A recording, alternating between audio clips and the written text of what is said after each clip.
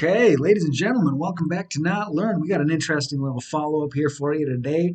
And it's going to start with something a little unconventional, but something that I thought was really interesting and kind of getting a little lost in the mainstream headlines of today. And that is the fact that aliens apparently exist. Who knew?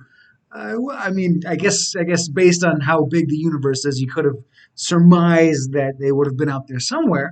But what's interesting is that apparently they have visited, and we have footage. What the hell?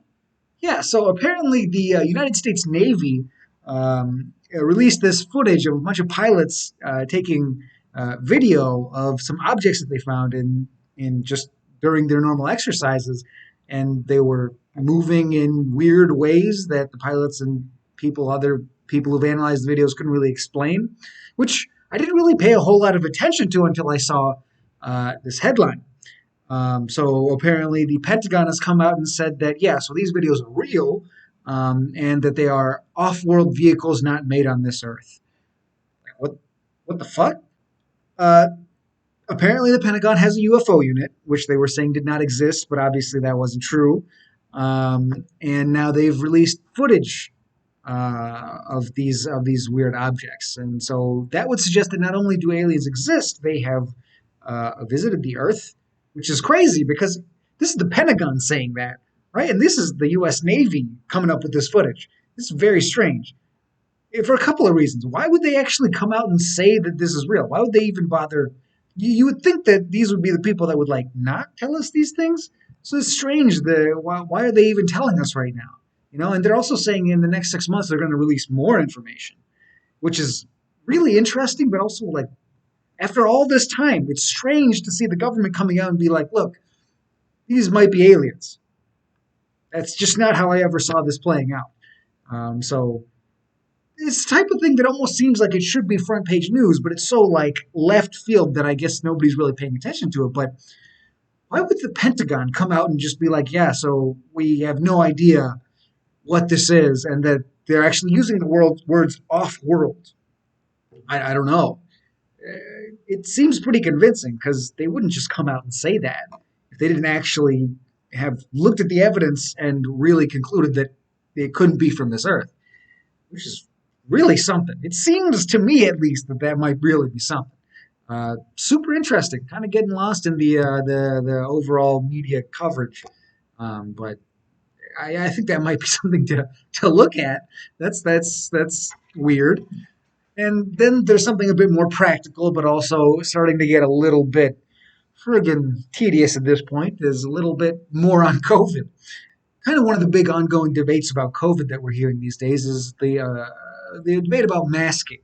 Masking is kind of a measure that's been studied for multiple different outbreaks, influenza, etc. And people have measured how it helps with respiratory droplet spread diseases and airborne diseases and stuff like that.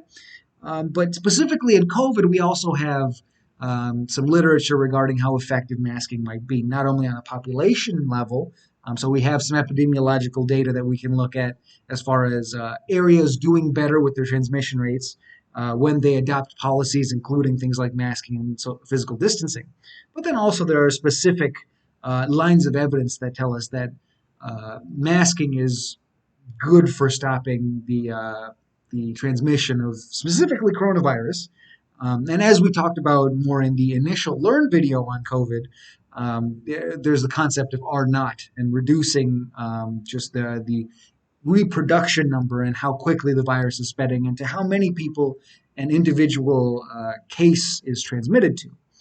So that's really the point of masking. And there is some evidence of the effectiveness of masking that I'm going to link to in the description, and you're going to briefly see some images up here while I'm talking.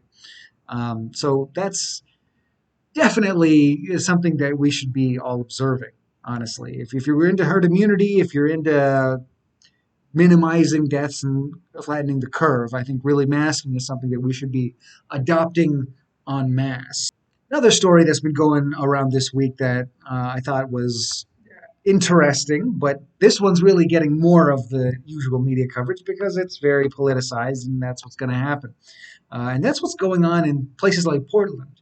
the during the protests, it looks like unidentified DHS officers are kind of using rented vehicles to abduct people. Now, after if people are found, not guilty or whatever, they're being brought back. It's not like people are just disappearing Gestapo style. But this is a very strange thing to do. They're using, DHS officers that are kind of in the very militaristic circumstances in U.S. cities. And that's a very concerning development. Another thing to keep an eye on going forward. More lighthearted piece of news that I wanted to kind of briefly cover was this recent interview with Trump and Chris Wallace. I thought that was kind of hilarious. Chris Wallace actually answered asked some real hard hitting questions there. He didn't let Trump get away with a whole lot. One particular aspect of that seems to be carrying over in some news stories after the initial interview is Trump talking about his cognitive test scores, and then they show a picture of the actual test that he took, and then you realize that the test that he took is a dementia index called the MoCA, or Montreal Cognitive Assessment. It's to see if you have dementia or not. Like, that's not a difficult test. He says like 35 questions. I don't think that's actually true. But regardless, none of the questions are meant to be like hard for a normal person. They're hard if you have dementia. The fact that he said the last couple of questions are really hard is actually kind of worrisome. You wouldn't want your president having difficulty with the dementia index. That's not supposed to be how that works. So that's a funny little note on some news from this week. Much less funny, and our last issue for the day is the looming eviction crisis. So it looks like nearly 1/5 of renters missed all or part of last month's rent payment, according to a recent survey from the U.S. Census Bureau. And what's noted is that as of yesterday, so today is July 26th while I'm recording this, as of yesterday, July 25th, the federal eviction moratorium is kind of ended, and there's going to be a backlog of evictions that may take effect nearly all at once, because the moratoriums didn't actually stop people from starting the eviction process and getting processed for eviction. It just stopped them from actually applying the eviction. And so there's a bunch of pending evictions that will start to head out and start to take effect. And there's a lot of people who may not necessarily be able to pay that. And this can kind of more or less manifest as like a debt backlog that hits you all at once, a sort of debt bomb, if you will. That's going to be problematic, to say the least. A bunch of evictions all at once means a whole bunch of extra homeless people all at once. A bunch of homeless people that are not used to being homeless, potentially.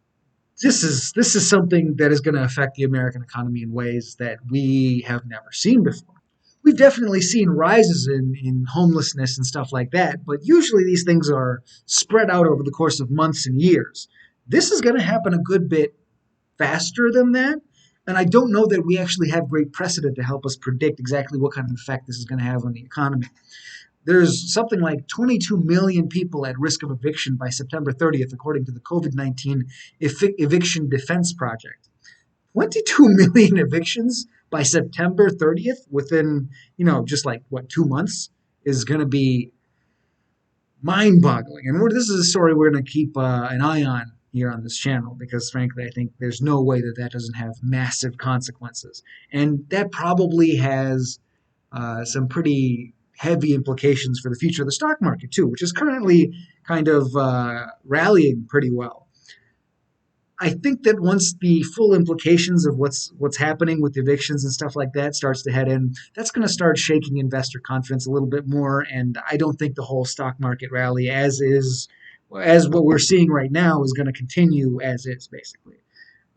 So that's just a prediction of mine. We'll see how that shapes up in the next couple of months. So that's mainly what I wanted to talk about today. Don't forget to drop a like if you got any value out of this video, and subscribe if you'd like to see more freeform videos like this. Watch out for the next Learn video, which is going to be on basic personal finance, where I'll cover the importance of things like credit and run through the concept of retirement savings and how the stock market factors in. We'll have an accompanying blog entry for that as well. This has been Ronald, and remember, this has been Not Learn.